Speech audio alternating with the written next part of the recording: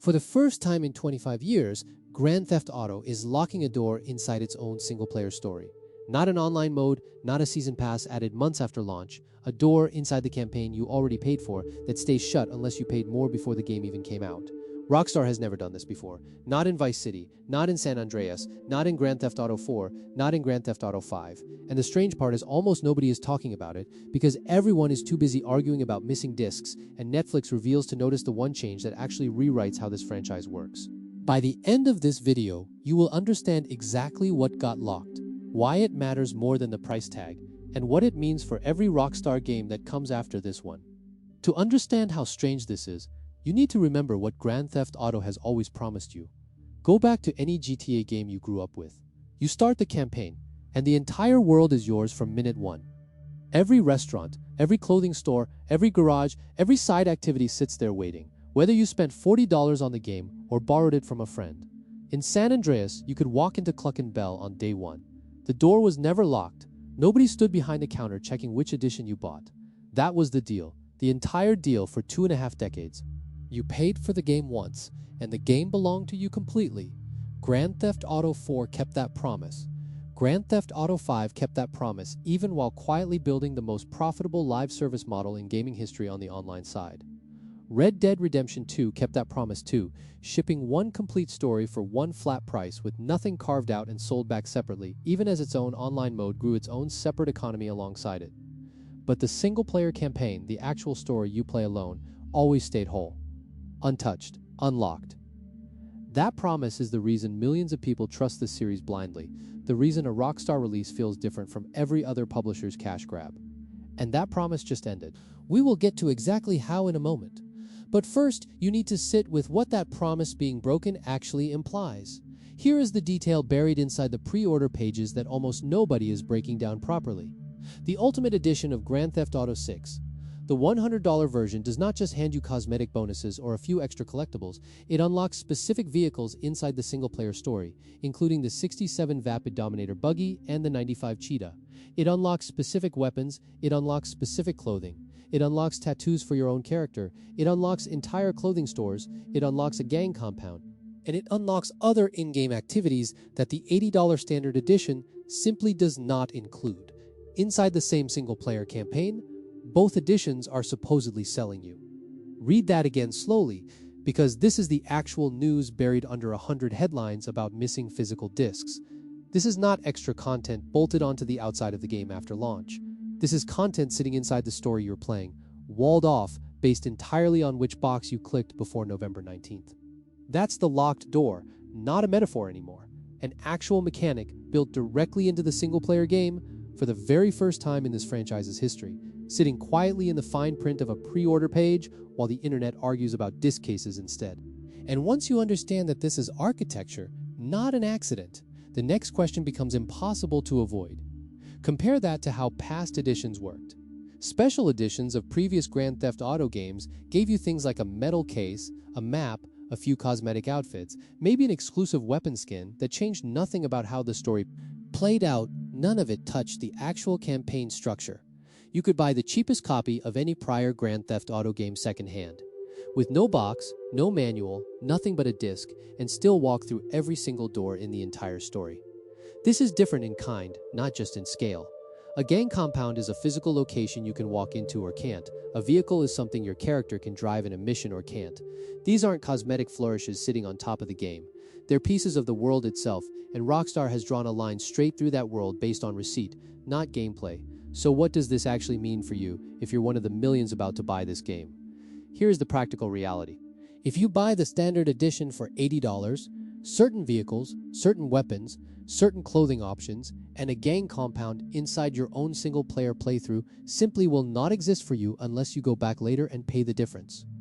Not because you're bad at the game, not because you haven't unlocked it through play, because you bought the wrong box on day one.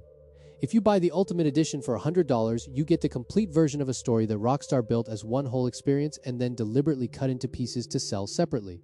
There is no third option where you experience the full campaign Rockstar actually designed without paying the higher price. And that is the part that breaks 25 years of precedent. Picture the two versions sitting side by side.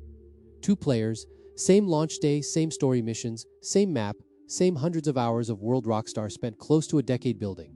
One of them drives past a gang compound that opens for them. The other drives past the exact same building, and it simply doesn't function the same way because of a choice made in a checkout page months earlier. Not a choice made anywhere inside the actual game.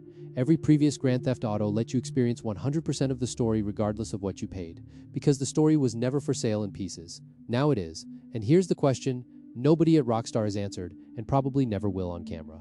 If a gang compound and a set of vehicles can be locked behind a higher tier today, what stops an entire mission, or an entire quest line, from being locked behind an even higher tier in the next game? Here is the angle almost nobody discussing this game is willing to say out loud. This isn't really about Grand Theft Auto 6 specifically, it's about what the rest of the industry does the moment this becomes normal. Retailers like Video Game Plus and Lootbox Gaming already refuse to stock the physical edition once they found out it ships as a code in a box with no disc at all, which proves that pushback against anti-consumer practices in this launch does exist. People are paying attention, they are just paying attention to the wrong door. Nobody boycotted the pre-order tiers over locked single-player content because most players don't even know what's happening yet, buried as it is beneath cover art reveals and Netflix partnership headlines. Scroll through most pre-order breakdown videos online right now, and you'll find plenty of excitement about the throwback vehicle packs and almost nothing about what those packs actually represent structurally. And that silence is exactly how a practice becomes permanent. Every publisher watching this launch is taking notes right now. If the best-selling entertainment product in human history can lock content inside its own single-player campaign and face zero real consequences, every other studio gets permission to try the same thing on their next release. Publishers learn from precedent the same way players do, just faster and with less sentiment attached. This is not Rockstar testing the water. This is Rockstar setting the temperature for the entire industry. Think about the incentive structure from the other side of the table for a second. Take-Two Interactive, Rockstar's parent company, answers to shareholders who look at quarterly revenue, not fan goodwill. A locked gang compound that pushes even a fraction of $80 buyers up to the $100 tier is pure margin on a game that was already going to sell tens of millions of copies regardless of price. From a spreadsheet, this decision makes perfect sense. From a player's seat, it's the first crack in a wall that took 25 years to build, and spreadsheets don't generally reward companies for putting cracks back. So the real question was never whether Grand Theft Auto 6 would be a good game. History says it almost certainly will be. The real question is, what kind of ownership you're actually buying when you pre-order it. For 25 years, buying a Grand Theft Auto game meant the door was open. Every door, the whole city, the whole story, no exceptions, no tiers, no locked compounds waiting behind a higher price. That door just closed for the first time. Quietly tucked inside a pre-order page, most people skimmed past on their way to add a vehicle pack to their cart. Maybe this is a one-time experiment. Rockstar walks back before November, quietly folding the locked content into every edition once enough people notice and push back. Maybe it's the new baseline for every AAA single-player game released after this one.